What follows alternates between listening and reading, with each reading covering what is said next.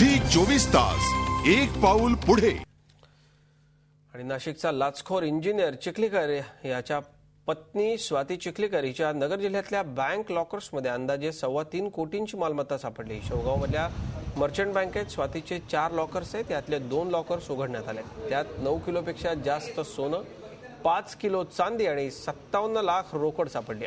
या सोन्याची किंमत अंदाजे 2,67,00,000 रुपये। दरम्यान स्वाती चिखलीकर तपासात सहकार्य करत असल्यामुळे सध्या तरी तिला अटक करण्याची गरज नसल्याचं एसीबीचं म्हणणं आहे। तिच्यावर गुन्हा दाखल झाल्यानंतर येत्या 8-10 दिवसात तिला अटक होऊ शकते।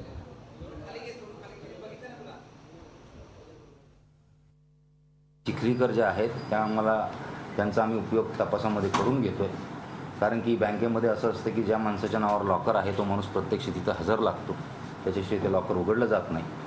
आणि म्हणून तुमची जी काही सगळ्यांची जी शंका होती स्वाती चिखलीकरचा आम्ही काय तपास करतोय, कुठं तपास करतोय, तर त्याचं आता निरसन तुमचं सगळ्यांचं झालं असेल।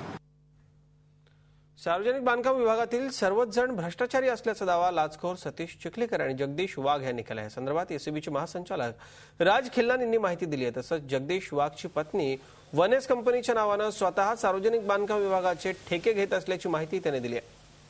सतीश चिखलीकरच्या भोवती एसीबीची पकड आता घट्ट होत चालली आहे। आपली प्रचंड संपत्ती लपवण्यासाठी चिखलीकरनं वापरलेले सर्व मार्ग एसीबी उद्ध्वस्त करते।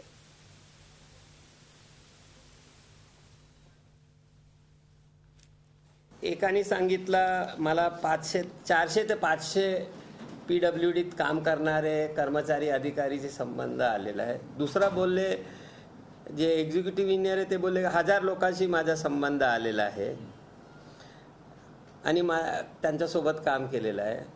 आणि तसंच ठेकेदार सुद्धा त्यांनी काय आकडे दिलेत, 50 ठेकेदार, 40-50 ठेकेदार आहेत, किंवा एक आपल्या यांनी 400 ठेकेदाराशी संपर्क आलाय असंही त्यांनी आकडा अंदाज आहे, आपण नेमका एक नाही।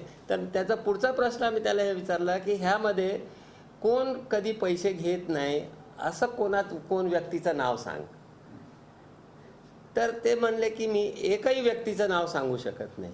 आता त्याच्यामध्ये तर काय कोणाची भीती नाही आहे, नाव तर जो पैसे घेत नाही त्याचा तर त्यांनी पटापट नाव सांगितले पाहिजे, पण ते स्वतः बोलले की आम्ही एकाही माणसाचं नाव सांगू शकत नाही जो पैसे घेत नाही, असा एकही माणूस मला माहिती नाही। ह्याच क्षेत्रामध्ये PWD खात्यामध्येच समजा दुसरा खाता असेल किंवा केंद्र शासनाचा खाता असेल, हा महाराष्ट्र शासनाचा अधिकारी आहे, परंतु त्याची बायको केंद्र शासनाच्या एका CPWDC जर करत असेल तर मग तो मुद्दा वेगळा होतो।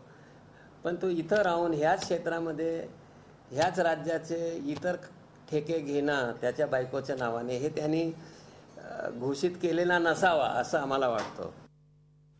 झी 24 तास एक पाऊल पुढे।